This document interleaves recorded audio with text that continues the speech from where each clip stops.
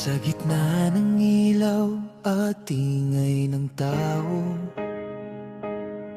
may dalawang matang nagtagpo bigla.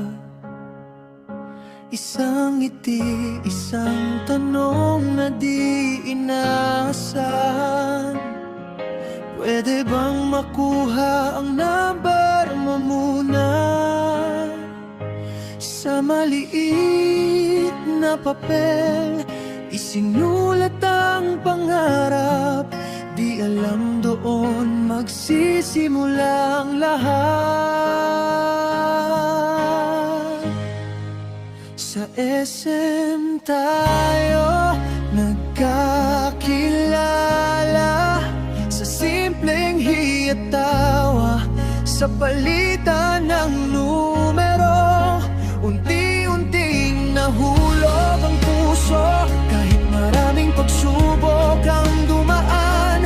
Ikaw at ako di kailanman bumitaw, hanggang sa salitang tayo. Naging habang buhay na totoo.